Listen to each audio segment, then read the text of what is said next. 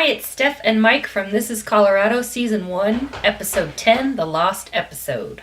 Welcome to our podcast. On today's episode, we are exploring the history and current state of a little town almost forgot twice.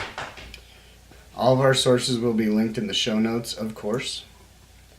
How are you, Steph? Just ducky. Ready for the holiday season to be over. How about you, Mike? About the same? Yeah, I'm tapping out. I'm done. Yeah, I'm toast. I think I feel that way every year, though. I do too. Yeah. Did you do anything fun lately? No. I've been working my butt off and had a chemo treatment, and that was the highlight of my week. Not so good times. No. I don't think I've done anything exciting other than go shopping and spend too much money. I haven't spent any money at all. Well, good for you.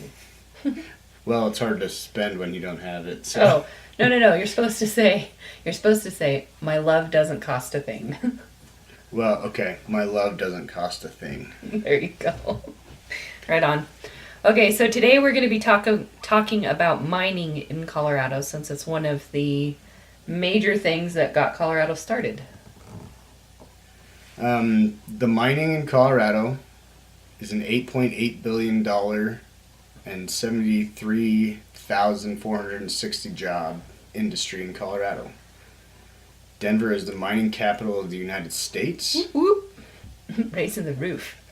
Colorado is the fourth leading gold producer in the United States. Nevada, Alaska, and Utah are the first three.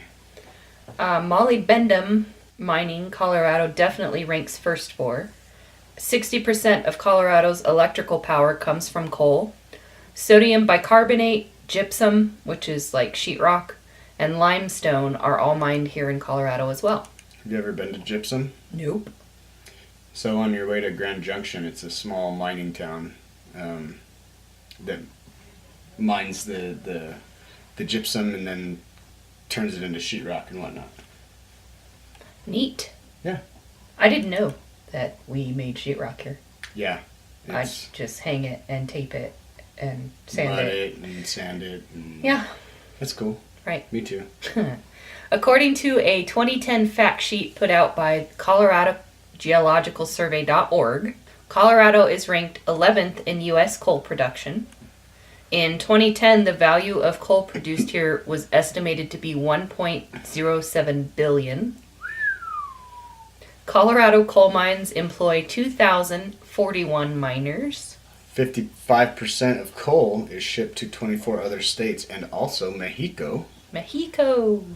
13 Colorado power plants annually consume 20 million tons of coal, generating 34.2 million megawatt hours of electricity. I was going to say gigawatts, but what do I know? Megawatts, gigawatts.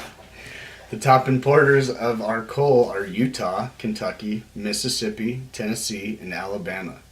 Our coal is very low in mercury and arsenic. That's good. Mm-hmm. I have no idea what any of that really means. I don't either. But it's on the fact sheet. Yeah. It's fact. There are currently 153 mines in operation in Colorado. A good number are crushed stone or sand and gravel mines, but we also have 4 gemstone mines out of the 85 in the country. Wow. Do you remember any mine trips as a kid in school or with family? I don't, but I grew up on the eastern plains or whatever, so there wasn't too many mines out there. When we were in, I want to say junior high, we took a field trip to the Argo mine. Okay. Up in, I think it's off 285. Sounds about right. I don't know. I could be lying. But anyway, we took a trip up to the Argo mine just to take a tour and learn about it and see what all it was. And I had forgotten everything because in junior high, I'm not caring about mines. Yeah, I'm not either. No, I'm caring about the cute boy sitting 3 rows ahead of me in the bus. But in saying that, I looked into the Argo mine again, and I learned all kinds of stuff. The need for the Argo Tunnel and the Argo Mill began on a cold day in January 1859, when George A. Jackson made the first major discovery of gold in Colorado at the confluence of what is today's Chicago Creek and Clear Creek in Idaho Springs. The Great Rocky Mountain Gold Rush had begun, and almost overnight 50,000 men poured into Clear Creek Canyon, stretching from today's city of Golden west to Silver Plume and north over Seton Mountain to Central City. Many of the miners would be rewarded well. The diggings around Idaho Springs yielded over $1,000,000 several $100,000 at $18 to $35 per ounce of gold. Compare that to today's price of $1,280 per ounce. Wow, that's crazy. Yeah, and an ounce is such a minuscule amount of gold, and for that to be that expensive, Yeah, jeez. it really highlights the inflation that has gone on from then till now. Because if it was worth $35 an ounce back then, and now it's almost $1,300, Yeah. that's banana pants. Mm-hmm. The whole point of the Argo mine was to drain other mines. So when they were mining, a lot of water would collect at the bottom of the mine, and they could only work down so far because there was water. So the idea was a natural one, as Idaho Springs was about 2,000 feet below Central City in elevation. So this has got to be up I-70 then. Yeah. Not 285. That makes more sense. Anyway, the tunnel would be dug under Virginia Canyon, Gilpin Gulch, Russell Gulch, Quartz Hill, Nevadaville, and Central City. Quartz Hill was home of the glory hole, called the richest square mile on Earth. The digging of the tunnel was getting faster and faster, and the miners were setting new records for the amount of rock being blasted and removed. The progress of the tunnel had reached over 1/2 mile per year and was a record that stood for many, many years. So think about that. Over a 1/2 mile per year. A 1/2 mile in a year. So a mile is 5,280 feet. So we're talking like 20. almost 3,000 feet. Yeah. And when they're blasting, like, say, maybe a foot at a time, Yeah. that's hard working, No kidding. right? No thanks. Anyway, as the miners would drill holes for dynamite charges, the water would squirt out of the seams under high pressure. It was later estimated that water pressure was over 500 pounds per square inch. Holy cow. No thanks. That's like a fire hydrant. Yeah, my tires are at like 38 psi Wow. on my car. Wow. And that's nothing. 500, that's pretty good pressure. Well, I know like the average dog bite, like the average dog jaw can exude 500 pounds per square inch when it's clamped shut. That's pretty powerful. That's pretty scary. It was on January 19, 1943, Bill Bennett was bringing out a train of loaded ore cars. He was 300 feet from the portal when the electricity went off, and as the train rumbled to a stop, he heard a loud roar. Guessing what had happened, he started running. When he got to the portal, he was walking and swimming in waist-deep water. By the time he got to the shop to sound the alarm, the water was at the top of the tunnel and blasted out for several hours. The bodies of 4 miners were recovered and were buried in Idaho Springs Cemetery. God rest their souls. With the closing of the tunnel, the Argo Mill ceased operations as well and sat abandoned for many years. In February 1976, the property was purchased by local investors to preserve the quickly disappearing history of mining in Colorado and Clear Creek County. The 5-story mill was renovated and opened to the public as a historic and educational tour. Most of the equipment used for processing the gold ore remains in place. The bottom level of the mill serves as a museum displaying mining and milling artifacts, old payroll records, milling receipts, and old photographs. Each year, the Mighty Argo tours guests from over 40 states and over 20 foreign countries. The Argo Mill is a favorite educational and entertaining outing for many public schools who bring students from all grade levels, including engineering students from the Colorado School of Mines. It's pretty cool. Yeah, it's a pretty fun tour to take. I mean, what I remember.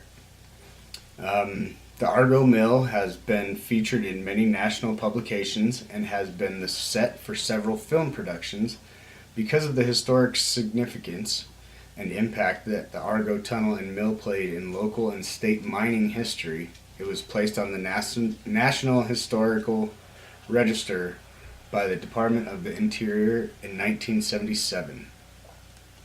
Check them out at historicargotours.com. Adults cost $18, kids ages 5 to 10 are $10, and under 4 are free. Looks like tours are scheduled in advance from 11 a.m. to 2 p.m. So, on to our feature of the day. Actually, Stephanie stumbled upon this when she was at work one day. I was talking to a friend of mine who mentioned that the new subdivision being built in the area I was in was built on top of an old mine. I thought that was interesting because I didn't remember a mine being there, so I looked into it. The development in question is addressed as Arvada, but the mine it's purportedly on top of is named Leyden. According to the Jefferson County site, the town of Leyden, elevation 5650, was named for 3 Leyden brothers, Martin, Michael, and Patrick. The other source I found said that the third brother was John, who discovered rich coal seams along a creek also named for them in 1865. It was coal instead of gold that led to their fame as well as their tragedy. Michael Leyden was murdered in 1869, and Martin was killed in a mine accident in 1870. In 1903, Robert Perry, manager of the Leyden coal mine, named the town Leyden for the 3 brothers. The town housed a significant number of mines, over 100 workers.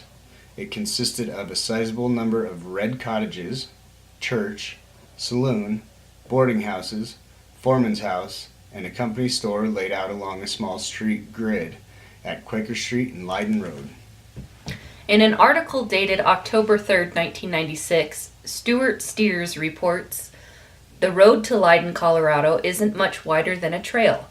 A simple sign on Highway 93, a few miles north of Golden, points east, directing motorists onto a narrow gravel road that twists through a break in the dun-colored rock formations of the Hogback.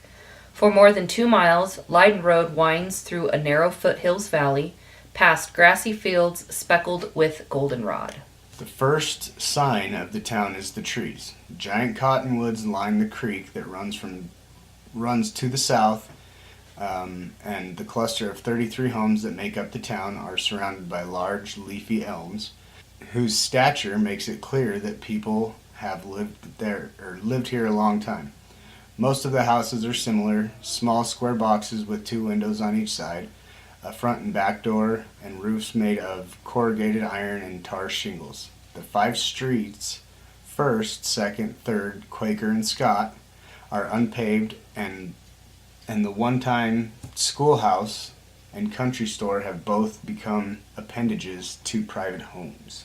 Founded in 1903 as a company town for coal miners, Leyden has led a hard life for nearly a century, clinging to existence despite underground coal fires, a near-fatal lack of water, and the presence of radioactive plutonium at the Rocky Flats nuclear bomb factory 3 miles away.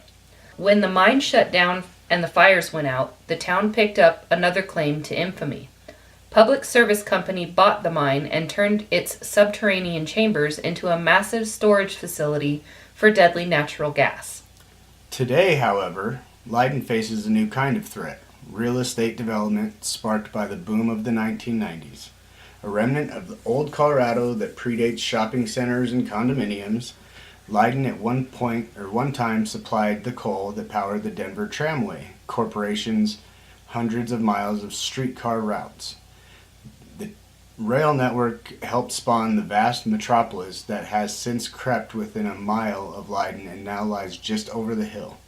But the town's current residents cherish their pocket of small town charm. Retired Arvada school teacher Lois Lindstrom, who has researched the history of the town, found herself captivated by Leyden's offbeat appeal. "It's a fascinating little community," she says. "It's a wonderful reminder of what coal camps used to be like. It's like an artifact."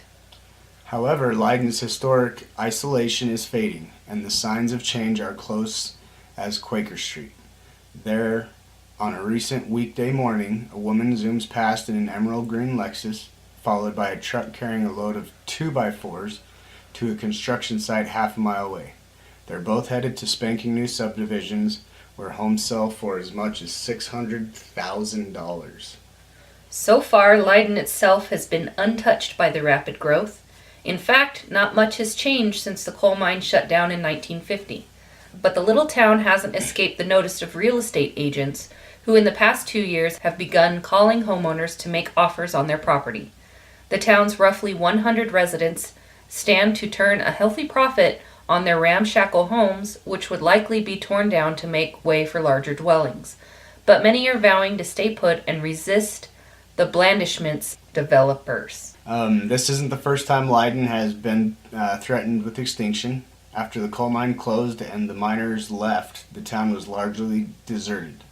An enterprising businessman bought the town, lock, stock, and barrel from the tramway company and began selling the tiny homes. The buyers were primarily people with limited incomes who liked the idea of living in the country. Leyden was born as a coal mine. The town was simply an afterthought. Martin Leyden surveyed the area and found the rich seams of coal sometime in the late 1860s. However, his good fortune didn't last long. In 1870, Leyden and 2 other miners were found dead inside the mine that bore his name. There is no doubt that they came to their death by foul air, reported the Rocky Mountain News on September 14, 1870. By 1876, the mine was back in operation, supplying coal to fast-growing Denver. Much of Denver's growth was fueled by an elaborate network of streetcars which served suburbs like Park Hill and Washington Park. Eventually, ownership of the multiple streetcar systems was consolidated into the Denver Tramway Corporation, a politically powerful monopoly that was the largest employer in Denver at the turn of the century. The company was looking for a reliable way to power its hundreds of electric streetcars, and it found it in Leyden. In 1901, the Denver and Northwestern Railway was incorporated with the mission of building rail lines to points surrounding Denver, and it began work on a line to Leyden. Denver Tramway owned both the Denver and Northwestern and the coal mine, and the intent was to have a readily accessible supply of coal near Denver that could be controlled by the streetcar company. A streetcar line was built that stretched from northwest Denver's Berkeley Park all the way to Leyden. In 1903, Leyden Mine began shipping coal 15 miles to the Denver Tramway's powerhouse at 14th and Platt Streets, the same building that now houses the Forney Transportation Museum. Construction also began that year on small houses for the miners and their families, and the town of Leyden was born. Is that what birth of a town sounds like? Yeah, I like your sound effects. thank you. Originally, the houses were 4 rooms with a simple light bulb in each room, says Lois Lindstrom. The water came from hydrants in the streets, and they had outhouses out back. It was a very bare kind of existence. I guess you could call it the original tiny home. Yeah. Despite its remote location, Leyden wasn't totally isolated. The Denver Tramway's interurban car number 82 ran every hour between downtown Denver and Leyden. The train carried 1 car for passengers and at least 1 car full of coal for the powerhouse. The streetcar also provided city residents with an easy day trip, including wealthy society types who wanted to see how the other half lived.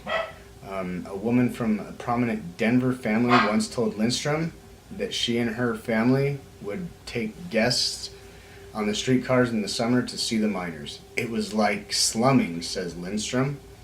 Part of the entertainment was to get in the interurban and ride out to Leyden. End quote. I don't understand why going out and looking at people who are less fortunate than you is entertainment. I don't get it either, because I don't go downtown and stare at all the homeless people and everything because they're less fortunate. Right. I feel bad. My heart goes out to them.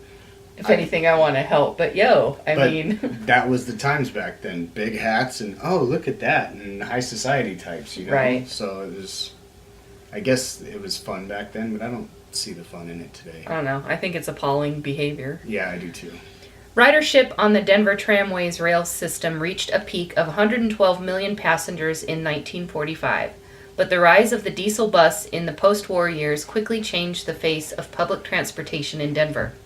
The tramway company began phasing out its train system and decided to power the remaining streetcars with electricity from Public Service Company instead of running its own powerhouse. The Leyden coal mine closed forever on February 28, 1950, and Leyden's days as a company town were over. A little town was a dramatic plan to put the former coal mine to new use. Public Service Company bought up the rights to the abandoned mine in the mid-1950s and announced plans to convert it into a major storage facility for natural gas. By 1959, the utility company had begun work on the project. The mine today can store up to 3 billion cubic feet of natural gas, and it's an important part of Metro Denver's energy supply.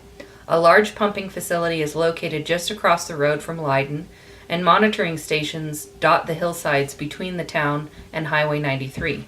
The presence of so much natural gas just across the street from the town means that most of the land on the west side of Leyden can't be developed.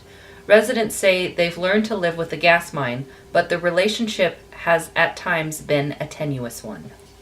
The utility company has acknowledged that gas has leaked from the mine over the years, though it denies any public health hazard. However, last week a landowner sued the PUC, claiming that leaking gas had contaminated his land north of the storage facility, creating a risk of explosion. And the presence of the gas facility has had other adverse effects on the town's ability to grow crops and The town itself, I mean, if they can only, well, if you can't develop on this land because it's contaminated, then yeah, that kills your growth right there. stopping point. Yep. Like many cities in the arid West, Leyden struggled for years to find a dependable water supply. The first residents to buy homes after the coal mine shut down hauled water from a single tap that flowed from a spring on a nearby hill. The Davises remember carrying 2 and 3 gallon buckets of water back to their house in the 1950s. That supply was never adequate, and 2 tragic fires highlighted the dangers posed by a limited supply of water. A blaze in 1952 killed 2 two-year-old twins. Oh, that's sad. Yeah. And another fire in 1954 killed a 2-year-old girl and her 2-month-old sister. Good Lord. Whoa. Leyden's residents decided they'd had enough, as would anybody. Yeah.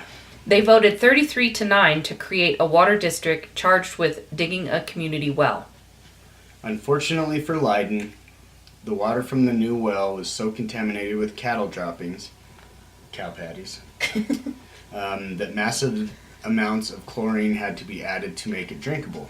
The water was more heavily chlorinated than many swimming pools. Some residents compared it to drinking diluted Clorox bleach. Gross. Which is, I mean, wouldn't drink it. No. If I could smell bleach, I wouldn't drink it. Absolutely not. That's disgusting. Mhm. But I don't suppose cow dropping waters is any better. True. What's a town to do? I don't know. Never been in that situation before, so I don't know. Me neither. The state health department frequently checked the town's water supply. By 1969, the community well had started to cave in, and the health department was so concerned about Leyden's water that it began taking samples 3 times a week. Several mothers in town believed that the strong chemicals in the water were making their children ill, and they contacted an Arvada attorney and asked him to help the water district find an alternate supply.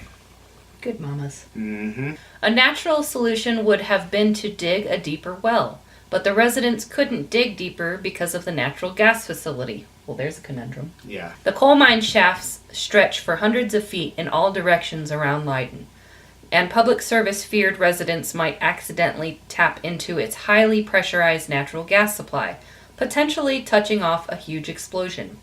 I had to sign a paper that said if I dug a well, I couldn't go below 50 feet, says Davis. The situation looked desperate, and some feared Leyden would have to be abandoned a second time.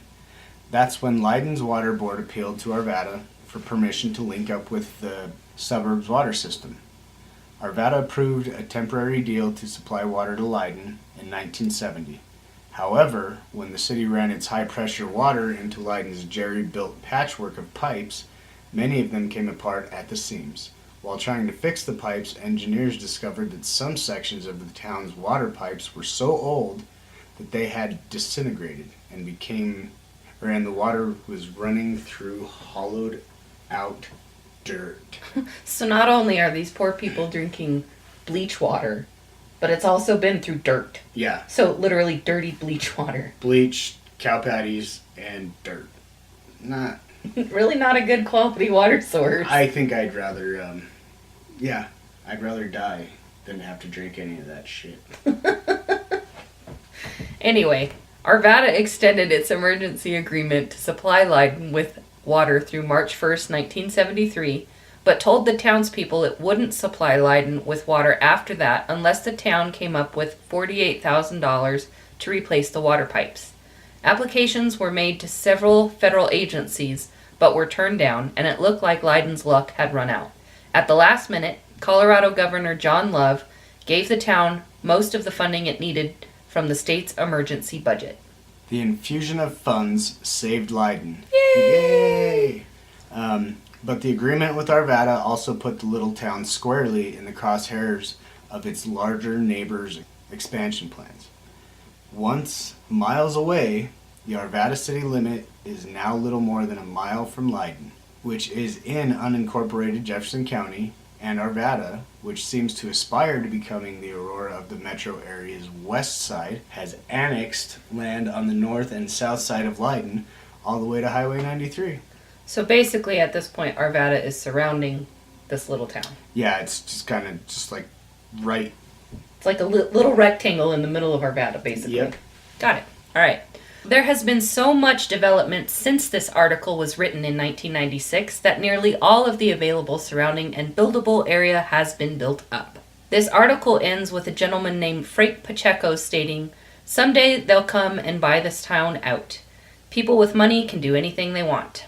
Sad situation. Right? His last statement had me thinking that if this area was so potentially dangerous, how did they build up so much around it? A quick DuckDuck search resulted in a post from Rockware.com saying that in 2003, the city of Arvada retained the rights to use the mine as a subsurface water reservoir. And in 2004, the city of Arvada began a 2-year injection of water that theoretically removed the residual natural gas that was stored in the mine. Theoretically. Do you have any stories of Leyden? Not really. I mean, I'm over there for work twice a month, literally on top of where the mine used to be. So hopefully their theoretical flushing of the natural gas was successful. I didn't find any sources saying that it was tested afterwards. So, I mean, there might be sources and I just didn't find them. I have no idea. But I do know that there's homes over there that start in the $400,000 range. It used to be a gravel road. Yeah. And we used to call it Hell Road. Because the moment that you left the pavement It got it got spooky. You could just feel a chill come over your body. Immediately got colder. And we used to hang out there. I drove on that road a lot, but I never poked around in the town or anything like that. So I mean, there's people that live there still, obviously. Well, they live on the South side? The southeast side. The road goes through to 93, and there's a whole lot of nothing from like the time you get on the road till you get to 93. But there's a small house on the right-hand side that is boarded up. Apparently there was a religious cult out there. Oh, was it a light and fluffy religious No. cult? No. More of a satanic cult. Dark and creepy. Yeah, and TV's Patrick Duffy, his parents were actually part of that cult. Are we talking about the guy from Step by Step? I sure am. The very same. The very same.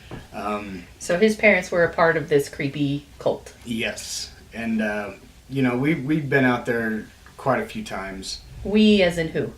Me and Danny and Lindsay and Adam and Kim Flores and Andrea and just High school friends. yes, exactly. Okay. So bored kids with not much to Yeah, do. exactly. All right. So we'd go investigate the house, and then we'd go climb up the rock formations on end of the road closest to 93. Yeah. I know Well, those ones. when you're That's the looking- hogback, right? Yeah, and when you're looking down, and the wind's blowing, it looks like an ocean of green. Huh. Because of all the Tall grasses and stuff. exactly. So it's really cool, and then it's just crazy out there. We used to go out there and just hang out and drink and do what we needed to do or whatever. But it was Drinking pretty, in high school underage? I hope the statute of limitations is up. But yeah, no, I got 100 stories from that road. Tell me something creepy. So one night we were out there in my Buick, me and Danny and Adam and Kim and Lindsay, and I intentionally turned my car off once we got like a quarter mile on the road, and Kim Flores was like, "Oh my God, I got a bad heart! Don't do this to me!" And then and it was all just bullshit, anyways. I love your we were just trying to scare her. Right. But then we got out and we were walking around and we found a pair of leg bones tied together with rope. Like parallel tied together or like skull and crossbones tied together? Like ankles to ankles tied together. And it was like, I want to say like goat bones. Yeah. And they were kind of buried. I mean, we kind of had to kick up some stuff to find them. But it was like... Why would you tie goat's legs? I don't know. Maybe they butchered him and it was just a remnant. Well, or maybe it was part of the satanic cult. I mean, either way. That's exactly what we were thinking too. But yeah, it was nuts because, like I said, once you got on that road, this chill came over your whole body.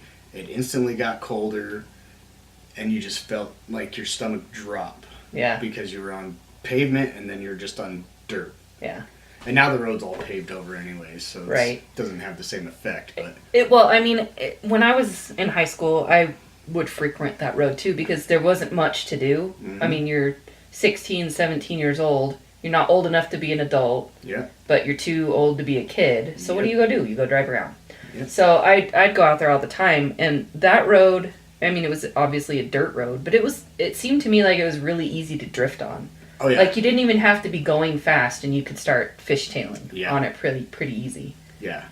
And I want to say one time we fishtailed into the ditch. Or the berm on the side of the road. Wasn't really a ditch, but we ended up getting stuck and we had to push ourselves out because of it. Good times. So yeah, it's the drifting is really possible out there. Well, not now, of course. Yeah, now it's paved all the way through, and there's street lights that go down both sides. And really nice, big, beautiful bridges have been built to facilitate going in and out of these huge developments.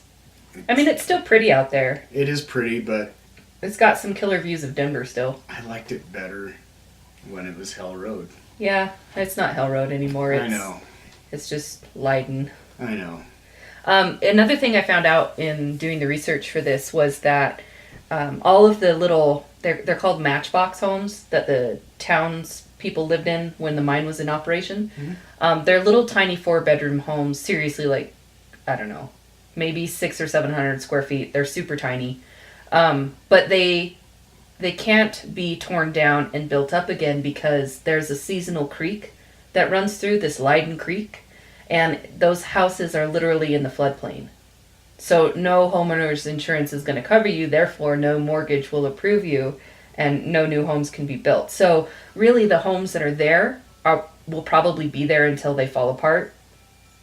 So like my house with 4 bedrooms, and back then they didn't need refrigerators, they didn't have refrigerators. Right. So they really only had a stove and a sink in the kitchen. Yeah.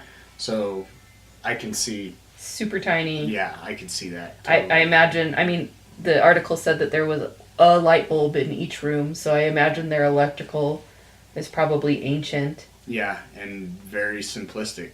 Yeah. Like one outlet in each room. Yeah, literally tiny homes. Yeah. I mean, I've driven around the streets just to check it out, and the houses are super tiny. Yeah. There's no sidewalks or anything. It's all dirt road still. Ooh, and one of the houses, right before you get to the dirt road, used to be a whorehouse. What? Yep. A brothel in Colorado? Yep. Never. Well, it was for the miners. Well, they had saloons and a church. Yeah. And a schoolhouse. You know, all those necessary things. Exactly. But like I said, it was for miners, so why not have a whorehouse? I mean, why not? Precisely, my dear Watson. Anyway, what did we learn today, Mike? The Argo mine was unique in its purpose and accomplished its goal of draining other mines at the expense of 4 lives.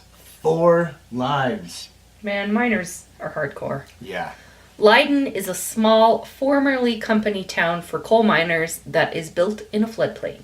The coal mine in the area shut down in 1950 and remained empty until 1959 when public service used its natural gas storage facility until the city of Arvada theoretically removed the residual natural gas. And now the whole area has brand new $500,000 homes. And that's Yippee! the way the cookie crumbles. Right? That's the way the cookie crumbles. Anyway, thank you all for listening to us today. Thank you. It's been a fantastic season 1, episode 10, the lost episode. Right? And yeah, that was, We totally skipped number 10. I know we did, and that's what this one was for, but did we do 12 episodes? I think so, because there's a season, well, there's season 1, episode 11, and then there's 11-2. Because we said season 11 in both episodes, and I was like, what am I supposed to do with this? I don't know. Gotcha. So yeah, It's been a full year. Yeah, a full year under our belts doing this podcast, and we wouldn't be doing it without the listeners. Right? And Stephanie sent me some statistics the other day. Bravo. Listeners are why we keep doing this. Right? It's really fun. We're having a good time with it. Hopefully this next year we can continue. Definitely looking for some feedback, though. Yeah. So get on thisiscolorado.net, fill out the surveys, get us email addresses. We want to throw bonus content out there, but Not sure what y'all want to hear, so yeah, so holla. holla bread. All right, we'll see you guys next time. Have a good one.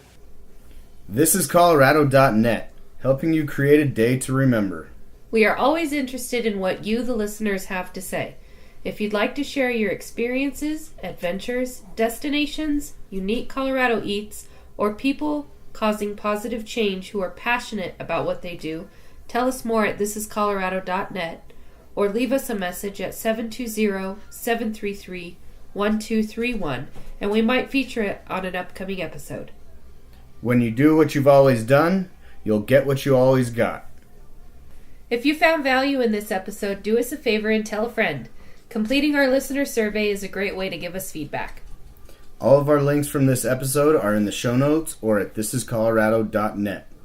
From one Coloradan to the next, this is Mike and Steph saying, keep it colorful, Colorado. So today I brought my son with me to record. You want to say hi, Warren? Hi. Anything else you want to say? School's cool, I like school.